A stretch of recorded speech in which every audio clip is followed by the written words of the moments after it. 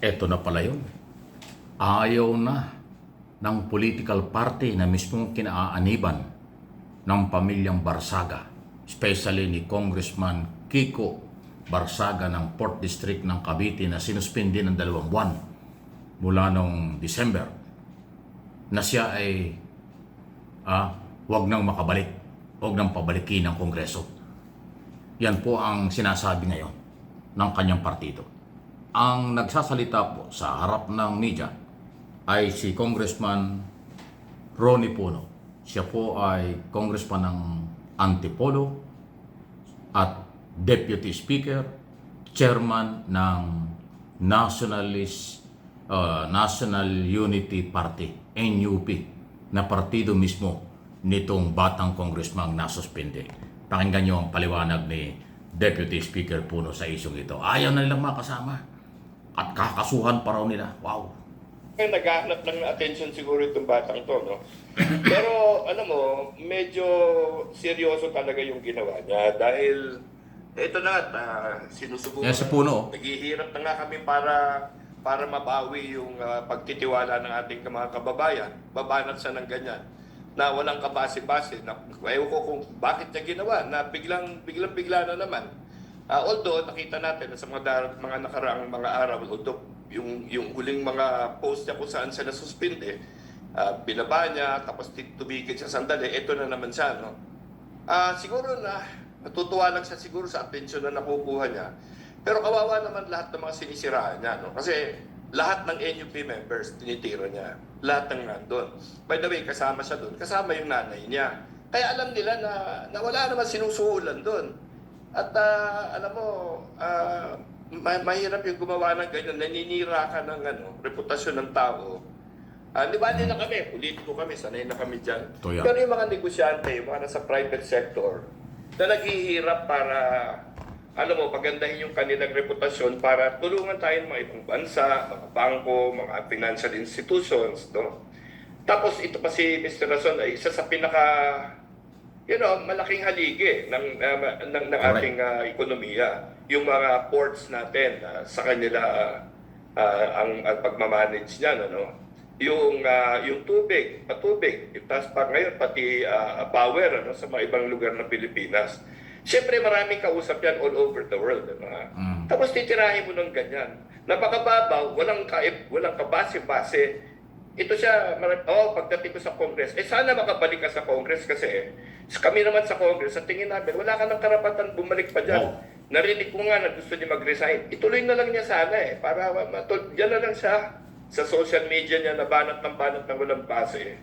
At tignan natin, kasi hindi lang si Mr. Rason ang magpa-file ng kaso sa kanya dahil, alam mo siguro, Alvin, mga 40 miyembro namin na nandun. Pag nag-file lahat ng daming kaso, may pinost siyang picture na para may party. Nandun kayo. Christmas party talaga yun or anumang party yun. Hindi ko maalala ng party. Marami kami party, siyempre.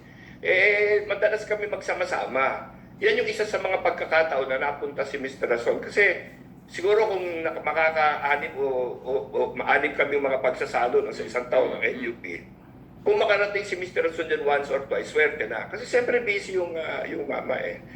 So, hindi ko nakikita yung mag-post niya, hindi ko nakikita yung picture. Pero talagang masama pa mag-party.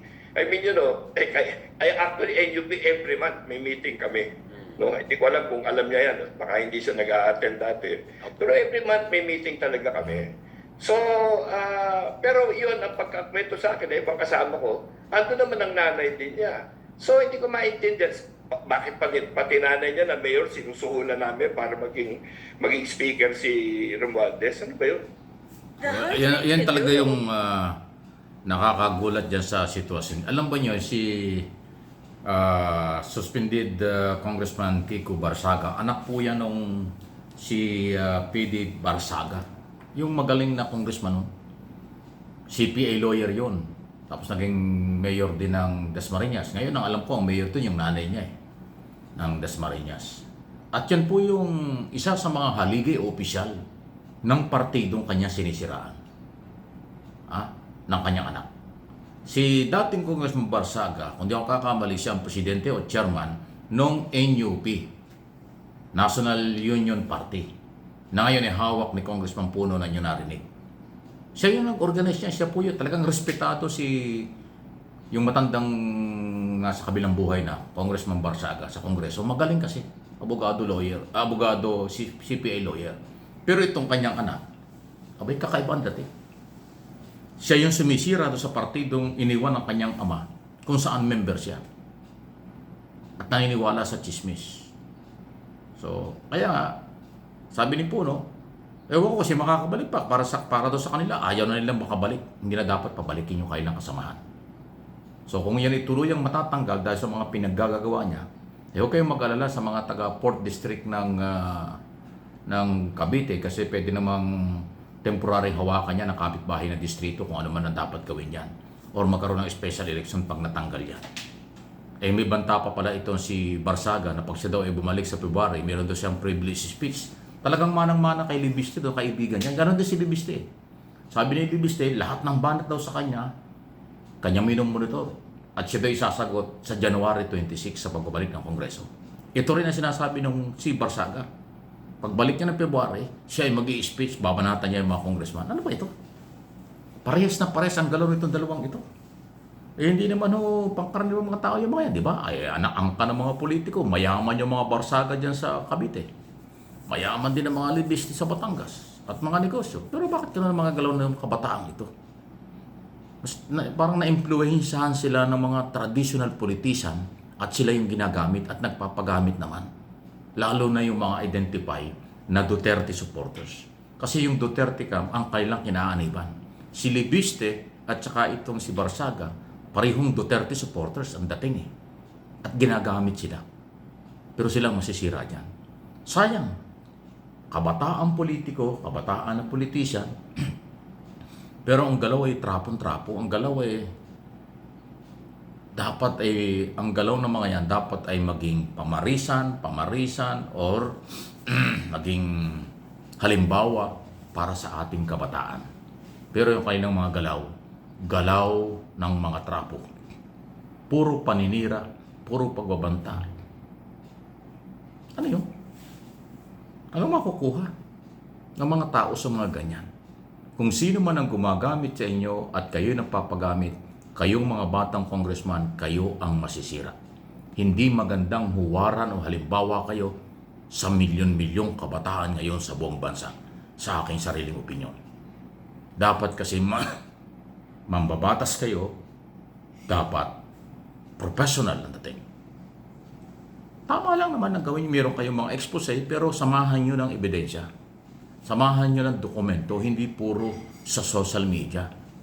Gamit na gamit nyo ang social media, siguro nagpapasikat kayo, nagpapakilala kayo. Pero ang problema, meron kayong nasisiraan eh. At merong reklamo, may complainant. Sipin mo si Rason, isa sa mga bilyonaryo sa mundo. Na kasama sa top 5 na pinaka-bilyonaryong Pilipino. In dollars. Sasabihin nyo ganon. Nagbigay ng 1 bilyon, barya lang sa kanya yun. At saka kung namigay man siya ng pera, kahit kanino, wala akong pakialam. Pera niya yun eh. Pero dahil nakakasira ka ng reputasyon, ayun, 110 cyber libel case, 100 million, plus 10 million defamation. Ako, mataas kasi yung reputasyon ng Enrique Rason eh. Big time yan eh. Sinisira niyong pangalan, yari talaga kayo.